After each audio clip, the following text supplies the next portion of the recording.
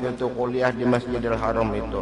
Maka diantaranya terdapat seorang makhluk Allah yang bukan daripada manusia, tapi murid tersebut adalah murid yang setia. Menapasakan baju guru, masakakan sidin kada ada bini situ. Umpat maji kalupang datu betakon toh orang mana nyawa kada juga. Ternyata makhluk ilahi yang satu ini adalah daripada golongan yang Islam yang bernama Badakut Almina dengan gelar Datu Bedok. Hidup sampai ko ini umur sidin sudah 30.000 tahun. Bungkuk sidin rajin malam Jumat di belakang sini umpat mengaji bungkuk benar. Karena di sidin abahku umpat duduk hingga Anas bin Malik membaca hadis. Cuma sidin kan sempat terdapat non Nabi. Zaman Nabi sudah hidup, termasuk umat Nabi Allah Nuh alaihissalam. Tuhan sidin namun hendak mengiau sidin do kopi pahit, kopi manis, banyu dingin, laun serutu. Serutu itu serutu bahari si gagu ngarannya beli anak itu datang. Kenapa sidin jadi kadang minum kopi pahit, kopi manis hingga kopi pahit? Rupanya sidin ini haritan diabetes. Mesti kopi pahit, kopi pahit. Yang kada mau minum banyak bergula. Rupanya diabetes dia haritan. Manakala Syekh Muhammad Arsyad pulang dari Makkah ke Indonesia, sampai Datuk Kalampayan itu keluar Teluk Adan, kapal itu mereng. Ujar sidin kalau mereng tuh ke muka ini gelombang biasa, ini kiri kanan, ini bisa tinggalam kapal kita nih. Batawasul aku sinon guru ko Syekh Saman Madani datang Badakut Almina dipingkutinya laut hingga lintuhur. Ikam ini siapa? Ulun guru murid pian. Nang ada umpat bulik laun pian. Ternyata ulun daripada golongan bangsa jin. Aja umpat sudah jin kada makan tempat jo ikam kada ulun di luar aja. Ulun tunjulakan perahu pian. Waktu bemara mulai banjar ke Mekah 18 bulan, buliknya 40 hari. Sebab perahu 2 meter tangkat pada laut, 40 negara jin menunjulkan perguruan. Taat benar, lalu bebeat lon datu, ulun namun pian meninggal, pian hidup tetap bahadam, pian meninggal bahadam di kuburan, pian turun timurun sampai hari kiamat. Itu beat sidin non perguruan, makanya di Kalampayan tuh mestinya betunggu bubuhannya tuh. Namun nyata belujur, orang melihat bahari ular. Di situ padahal ular. Ada yang melihat orang bungkuk duduk. Tapi ini sin kan mau lagi keluar. Kebanyakan di sini mau aku keluar melihat gawian nang munkar. Lalu banyak bahaluat juga sidin. Karena aku di sini mengingat umurku sudah 30.000 tahun. Tuh hampir Fir'aun. Fir'aun kan 13 ribuan aja. Selanjutnya jin Islam Badakut Almina sebagai murid yang setia, sangat setia mengikuti terus menerus hingga Syekh Muhammad Arsyad kembali ke tanah air. Ia pun serta dan jin Islam tersebut disebut masyarakat Martapura sebagai Datu Bedok. Karena Datu Kalampayan itu mengajarkan tarekat lawan anak cucu supaya subuh jangan malantur. Badakut Almina suruh maharagu dauh itu kan bedok. Lalu Datu nang mana? Datu nang Maharagau dauh ngaransin Badakut, lalu Datu Bedok.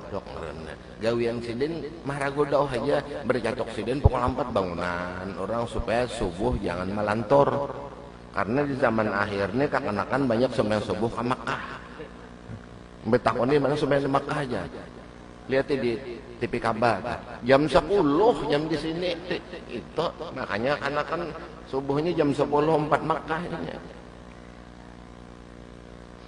Dan kawan beliau sangat akrab menuntut ilmu di Makkah adalah Syekh Abdul Samad Palembang. Itu mengarang kitab Hidayatus Salikin, Syairus Salikin. Dan Abdul Wahab Bugis dari Pangkajeni Makassar, itu di daerah Parepare. Dari Sulawesi Selatan, dan Abdurrahman Misri itu dari Jakarta. Mereka ini merupakan 4 serangkai dari Indonesia. Selama sekian lama belajar dan tekun, 4 serangkai ini mengadakan baiat ikrar bersama bahwa mereka tidak akan kembali ke tanah air sebelum berkunjung ke negeri Mesir untuk menambah ilmu pengetahuan di sana, karena di Mesir adalah merupakan negara Islam yang termasyhur dengan bermacam pengetahuan. Maka tatkala beliau melanjutkan perjalanan hendak ke negeri Mesir, mereka tempuh dengan jalan darat melalui Madinah dengan jarak yang jauh, diperkirakan 3 bulan. Orang bahari.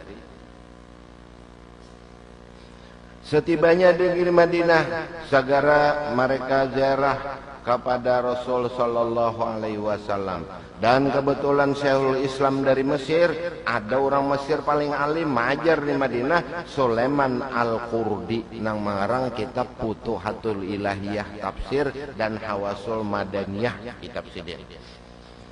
Beliau adalah seorang guru besar yang baru datang dari Mesir mengajar di Masjid Madinah. Maka 4 serangkai dari Indonesia ini turut belajar, menyimak ilmu pengetahuan dengan seorang guru dari Mesir tadi.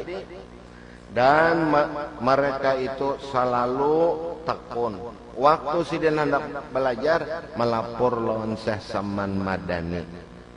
Ini guru hubungakan ulun lawan guru nang di Mesir, ulun 4 mengaji. Jawaban guru nang di Mesir tadi cukup lawan anak buah aja. Mau usul nang kedua saya Saman, ini murid ulun guru hendak mengambil berkat pian aja sen 4. Lalu Datuk Kalampayan mengaji di situ. Pada suatu hari ada suatu masalah nang sulit, seluruh murid sidin kada kawan jawab.